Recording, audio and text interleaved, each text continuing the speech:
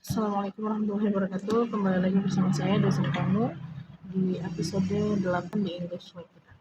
Di episode kali ini saya akan memperkenalkan Anda istilah-istilah yang berhubungan dengan pengumpulan tugas mahasiswa dan bagaimana siswa menghadapinya. Nah, beberapa dari istilah ini mungkin akan ada yang asing bagi Anda, tapi cukup common dipakai di kampus-kampus internasional. Okay, let's get started. The first vocabulary is assignment ninja. Ninja tugas gitu ya. Jadi assignment ninja ini kita pakai untuk mendescribe orang-orang yang kayaknya tuh tahu tugasnya lama deh. Tapi dia selalu yang pertama ngumpulin misalnya. Atau dia ngerjainnya buru-buru tapi hasilnya bagus, nilainya keren gitu. Nah, ini kita sebut dengan orang-orang seperti ini kita sebut dengan assignment ninja. Contohnya dalam bahasa Inggris bagaimana? Contohnya adalah she is a true assignment ninja. Whenever there is an assignment, she is always the first to turn in. Dia adalah ninja tugas sejati. Dimanapun, kapanpun ada tugas, dia itu selalu menjadi yang pertama untuk kumpulin. Contohnya. Next up, we have homework hurdle. Jadi homework hurdle ini adalah tantangan-tantangan yang Anda hadapi dalam mengerjakan tugas. Homework hurdle. Contohnya dalam bahasa Inggris apa? Contohnya adalah I had to overcome many homework hurdles before finally turning it in. Saya harus menghadapi banyak sekali tantangan pengerjaan tugas ini sebelum mensubmitnya, sebelum mengumpulkannya. And then kita punya procrastination nation. Procrastination nation ini adalah istilah yang sering kita pakai untuk menjelaskan negara imajiner di mana kita bisa menunda-nunda pekerjaan sampai menit-menit terakhir. Ini kan udah tau lah ya kalau mahasiswa itu suka menunda-nunda pekerjaan. Nah, ini mereka seharusnya tuh tinggal di procrastination nation, di negara prokrastinasi gitu. Contohnya dalam kalimat bagaimana? Contohnya adalah I have been living in the procrastination nation for too long. I have to change. Saya sudah lama tinggal di negara prokrastinasi. Saya harus berubah. Terus ada grade A Tron, mesin nilai A gitu ya. Ini juga adalah mesin imajiner yang fungsinya adalah memberikan nilai A kepada mahasiswa-mahasiswa yang kecewa dengan performancenya sebenarnya. Tapi grade A Tron ini digunakan untuk mendescribe mesin imajiner ini. Contohnya dalam bahasa Inggris bagaimana? Contohnya adalah unfortunately there is no actual grade A Tron. We have to work very hard to get an A. Kita sayangnya tidak ada mesin pencetak nilai A di dunia ini. Kita harus bekerja keras untuk mendapatkan nilai A. Ya. Selanjutnya kita punya assignment escape room. Ini adalah istilah yang kita gunakan untuk mendescribe ruangan khusus yang kita pakai untuk mengerjakan tugas.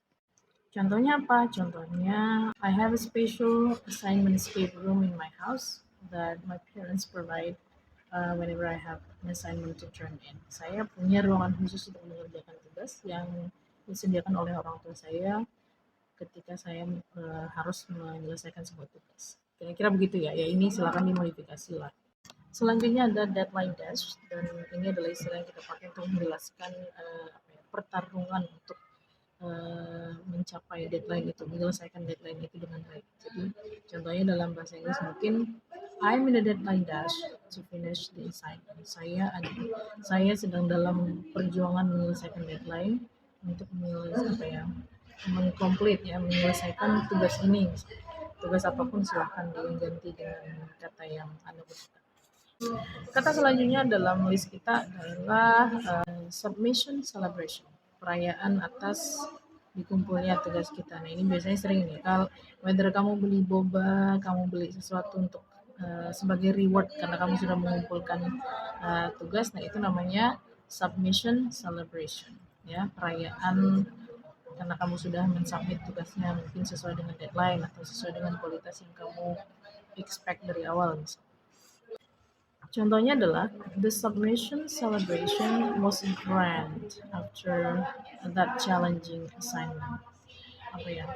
Perayaan submissionnya itu sangat besar, megah gitu ya, setelah selesainya tugas yang menantang itu gitu kira-kira. Selanjutnya ini nomor 8 ya kalau nggak salah. Nomor 8 adalah extra credit request. Nah ini bagi mereka-mereka yang gagal ya, dan dosennya sudah mengumumkan misalnya bahwa untuk mendapatkan nilai B kamu kekurangan 15 poin misalnya. Ini 15 poin ini untuk sebagian dosen itu bisa dikejar dengan extra credit ya, tugas tambahan. Nah bagi mereka-mereka yang mengejar nilai tambahan ini, nah itu kita bisa bilang mereka itu dalam extra credit request, pencarian kredit tambahan, perjuangan untuk mendapatkan kredit tambahan. Contohnya bagaimana? Contohnya, I will embark on an extra credit request by adding uh, interesting illustrations on my paper. Saya akan mencoba mencari kredit tambahan dengan menambahkan ilustrasi menarik di makalah saya. Yang ke-9 kita punya Professor's Praise Parade, parade pujian profesor gitulah ya kalau mau diartikan dalam bahasa Indonesia.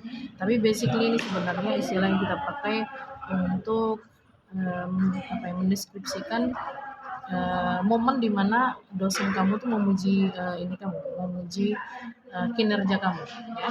Jadi mungkin dosennya bilang, wah ini makalah yang bagus ini disusun dengan baik, substansinya berisi, penulisannya rapi dan bebas dari typo misalnya dan lain sebagainya. Nah itu namanya Professor's Praise Parade. Contohnya, after the assignments submission, we had a professor's praise parade for 5 minutes. Setelah tugas-tugasnya dikumpulkan, kami mendapatkan sesi pujian dari profesornya. Begitulah kira-kira ya kalau mau diartikan secara simpel dalam bahasa Indonesia.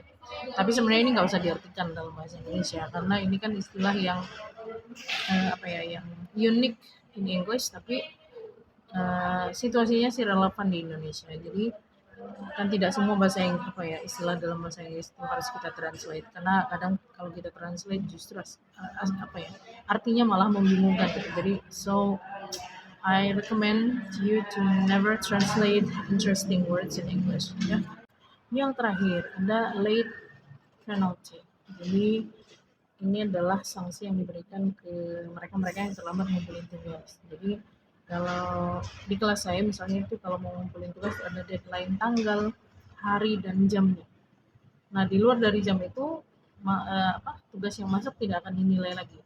Nah tidak dinilai ini adalah penalti karena for late submission gitu kira-kira. Jadi every class has their own late penalty depending on the lecturer's decision. So kalau kamu misalnya nanti mau masuk di semester selanjutnya, be sure to ask the late penalty policy to your lecturer. Alright, those are 10 words. Silahkan dipakai sesuai dengan kebutuhan masing-masing dan hopefully ini makin meng-increase proficiency kalian dalam bahasa Inggris. So long dan sampai jumpa di video berikutnya. Terima kasih atas perhatiannya. Assalamualaikum warahmatullahi wabarakatuh. Bye bye.